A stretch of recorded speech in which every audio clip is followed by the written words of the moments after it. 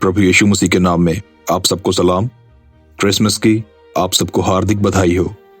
मैं यहोवा परमेश्वर से दुआ करता हूँ कि क्रिसमस उन सबको जिनके कानों में ये वचन पहुँच रहा है एक नई बुद्धिमत्ता प्रदान करे, हर तरह की बुरी शक्ति, बुरी एनर्जी, बुरे लोग और बुरी आत्मा से बचा कर रखे और ढेर सारी खुशियाँ प्रदान करे। आज की वीडियो में हम क्रिसमस से जुड़ी कुछ ऐसी जानकारियाँ जानेंगे जो शायद आप अभी तक नहीं जानते थे। मैं जानता हूं कि आज क्रिसमस है और आप सब बहुत बिजी होंगे, सो मैं ज्यादा समय ना लेते हुए आज की इस वीडियो को शुरू करता हूं। बहुत सारे लोग ये समझते हैं कि यीशु मसीह का जन्म एक गौशाला में हुआ था, जो कि सरासर गलत है, झूठ है, मिथ है। जी हाँ, यीशु मसीह का जन्म किसी भी गौशाला में नहीं हुआ था। ये एक बहुत बड़ा वहम है जिसमें हमारे ऑलमोस्ट सभी भाई बहन जी रहे हैं। बैतलहम में तो उस टाइम पे कोई गौशाला पाई ही नहीं जाती थी। सारी की सारी गौशाला जो थी वो आर्मगेदोन की ग्राउंड में पाई जाती थी, जिसके बारे में तालमुद में साफ साफ लिखा हुआ है। सो यीशु मसीह का जन्म आखिर हुआ कहाँ? किसी सराय में? जी नहीं, यीशु मसीह का जन्म एक भेड़शाला में हुआ था, ना कि किसी गौशाला में या किसी गेस्ट हाउस में। और वो भी आम भेड़शाला में नहीं, बल्कि उस भेड़शाला में जो मंदिर की भेड़शाला हुआ करती थी। यीशु मसीह का जन्म जब हुआ तो वह लैम्बिंग सीजन में हुआ था। लैम्ब यानी मेमना, और लैम्बिंग सीजन का मतलब है कि वो वक्त जब भेड़ें अपने मेमनों को जन्म देती हैं। यीशु मसीह के जन्म की कहानी अगर आप बाइबल में पढ़ें तो वहां एक बात बताई गई है कि जब यीशु का जन्म हुआ और स्वर्गदूत गडरियों को इस शुभ संदेश को सुनाने आया, तो उस वक्त वह अपनी भेड़ों की निगरानी कर रहे थे। अब वह अपनी भेड़ों की निगरानी क्यों कर रहे थे? वो इसलिए ताकि जैसे ही कोई भेड़ निष्कलंक और निर्दोष मेमने को जन्म दे तो उसे अलग कर लिया जाए, ताकि उस निष्कलंक मेमने को खुदा के मंदिर में अर्पण किया जा सके। इसके अलावा एक और बात कि जब फरिश्ते ने चरवाहों से कहा कि आज तुम्हारे लिए दाऊद के नगर में एक उद्धारकर्ता जन्मे हैं, जिसे तुम चरनी में लेटे हुए देखोगे, तो गडरियों ने उसे ये नहीं पूछा कि कौन सी चरनी में या कहाँ है वो चरनी, क्योंकि वह इस बात को जानते थे कि बैतलहम में अर्थात दाऊद के नगर में सिर्फ एक ही जगह ऐसी है जो है मंदिर की ऑफिशियल पवित्र भेड़शाला। उस भेड़शाला में जो नवजन्मे मेमने होते थे, उनकी देखभाल करने वाले गडरिये और चरवाहे जो होते थे उसे एक कपड़े में लपेट दिया करते थे ताकि उसको ठंड से बचाया जा सके।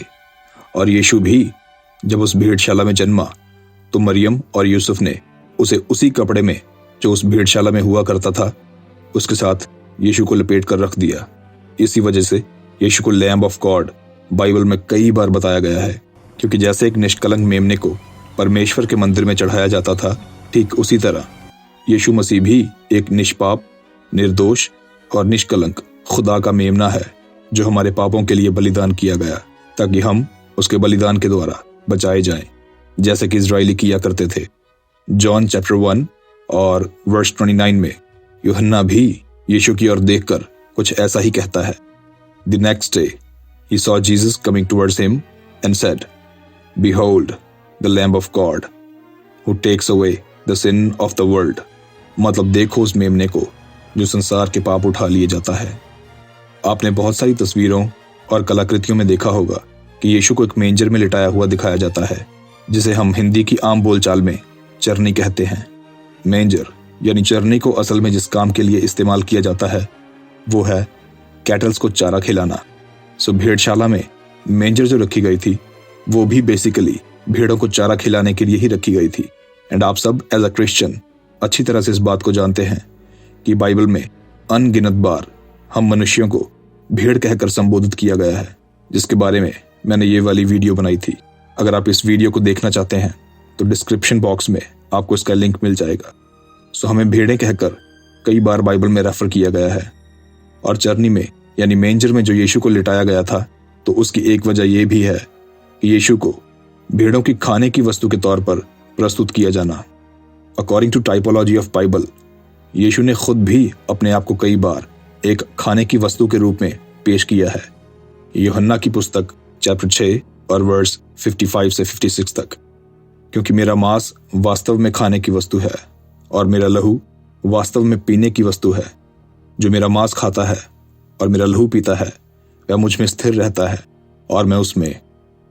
लास्ट सपर पे भी यीशु ने अपने आप को एज अ खाने की चीज प्रस्तुत किया था। लूका चैप्टर 22 और वर्स 19। फिर उसने रोटी ली और धन्यवाद करके तोड़ी और उनको ये कहकर दी कि ये मेरी देह है जो तुम्हारे लिए दी जाती है, मेरे स्मरण के लिए यही किया करो। इसके अलावा और भी बहुत सारी जगहों पे आपको सेम चीज देखने को मिल जाएगी। अब एक और बात यीशु के जन्म के बारे में बताई जाती है कि दूर देश से 3 मजूसी यीशु के दर्शन करने आए थे। बट हिस्टोरिकल एविडेंसेस की अगर आप स्टडी करें तो आपको जानने को मिलेगा कि सिर्फ 3 नहीं बल्कि बहुत सारे राजा, भविष्यवक्ता और ज्योतिषी यीशु के दर्शन करने आए थे और अगले कुछ समय तक आते रहे थे। इनमें से कुछ ज्योतिषी पूर्व देश से भी आए थे। ओल्ड टेस्टामेंट और हिब्रू बाइबल में पूर्व देश के लिए जो शब्द इस्तेमाल हुआ है वो है परवैम, जो कि ना तो हिब्रू भाषा का कोई शब्द है, ना ग्रीक और ना अरामिक का। ये एक संस्कृत वर्ड है और संस्कृत ओल्ड समय में कहीं और नहीं बल्कि सिर्फ और सिर्फ भारत देश में ही बोली जाती थी। So all I want to say is that यीशु मसीह के दर्शन करने जो ज्योतिषी आए थे वे भारत देश से भी गए थे। अगर आपको लगता है कि मैं ये बात अपने आप से बना रहा हूं तो क्या हो अगर मैं आपसे कहूं कि भारत की एंशिएंट हिस्ट्री का अध्ययन करने वाले एक बहुत बड़े या फिर मेन हिस्टोरियन ने भी इस बात को लिखा है। जी हाँ, director of Indian historical research institute यानी हेनरी हैरिस ने भी इस चीज को डीपली स्टडी करके इंडियन हिस्ट्री में इस बात को लिखा कि इंडियन ऋषि मुनि भी यीशु मसीह के दर्शन करने गए थे। परमहंसा योगानंदा ने भी इस बात को भारत के हिस्टोरिकल इवेंट्स में लिखा था कि यीशु के दर्शन करने जो ज्योतिषी गए थे वो भारत देश से भी गए थे। बाइबल में लिखा है कि यीशु के दर्शन करने जो मजूसी गए थे वो यीशु के लिए मायर, गोल्ड और फ्रैंकिनसेंस यानी सोना, लोबान और गंधरस लेकर गए थे।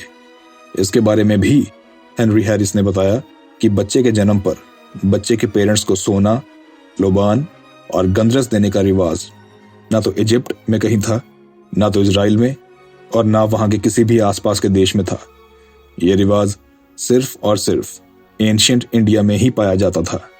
देखिए, मरियम और यूसुफ ने बहुत कोशिश की, उन्होंने बहुत प्रयत्न किया कि उन्हें किसी गेस्ट हाउस में रहने का स्थान मिले, लेकिन उनको एक भेड़शाला में ही जगह क्यों मिली? आप जानते हैं क्यों? गेस्ट हाउस में अगर वह जाते तो उसको दरवाजा होता, डोर होता और दरवाजे को कुंडी होती या चिटकनी होती, यानी बिना परमिशन कोई अंदर दाखिल नहीं हो सकता था। और दरवाजा जो होता है वो कभी खुलता है और कभी बंद हो जाता है। लेकिन भेड़शाला में कोई भी दाखिल हो सकता था, कोई भी आ सकता था, कोई भी यीशु के सम्मुख आकर उसको दंडवत कर सकता था। कोई भी, मतलब रियली कोई भी, चाहे वो अमीर राजे महाराजे हों जो दूर देश से यीशु के दर्शन करने आए थे, चाहे वो स्वर्गदूत हों या वो निर्धन या गरीब गडरिये हों, बिना किसी रोक टोक कोई भी आ सकता था और अब भी आ सकता है। Means Jesus is easily approachable, easily accessible and that's so for everyone. Old testament अगर आप पढ़ें तो जानेंगे कि सिर्फ हाई रैंक्ड प्रीस्ट ही परमेश्वर के मिलाप वाले तंबू के अंदर जा सकते थे। सिर्फ चुने हुए, पाक, साफ और पवित्र लोग ही खुदा के सम्मुख जा सकते थे। लेकिन यीशु ने बुरे से बुरे पापी को भी अपने पास बुलाया, क्योंकि वो हमारे और खुदा के बीच में एक ब्रिज था, एक रास्ता था। हमारे पापों के कारण हमारे और खुदा के बीच में इतनी दूरियां आ गई कि मानो एक बहुत सारी खाई सी हमारे और परमेश्वर के बीच में पड़ गई, जैसा कि इस तस्वीर में दर्शाया गया है जो इस वक्त आप अपनी स्क्रीन पर देख रहे हैं। लेकिन यीशु हमारे और खुदा के बीच में as a connector, as a channel और एज अ पोर्टल के रूप में काम करता है। यूहन्ना चैप्टर 14 और वर्स 6। यीशु ने उससे कहा, मार्ग और सत्य और जीवन मैं ही हूं, बिना मेरे द्वारा कोई पिता के पास नहीं पहुंच सकता। ऑलराइट, तो आज का वीडियो सिर्फ इतना ही। मैंने कोशिश की है कि हर बात आपको ब्रीफ में और शॉर्ट में बता सकूं। अगर आप चाहते हैं कि दूसरों को भी यीशु के जन्म की इन बातों के बारे में पता चले तो इस वीडियो को उनके साथ जरूर शेयर कर दीजिएगा। अगर आप मेरे चैनल पर पहली बार आए हैं तो प्लीज नीचे दिए गए लाल रंग के सब्सक्राइब के बटन पर क्लिक कर दीजिए और साथ वाले बेल आइकन को भी प्रेस कर दीजिए। ताकि जब भी मैं कोई नई वीडियो अपलोड करूं तो उसका नोटिफिकेशन आपके फ़ोन में पहुंच जाए। प्रभु यीशु मसीह के नाम में आप सब पर सलामती हो। आमीन।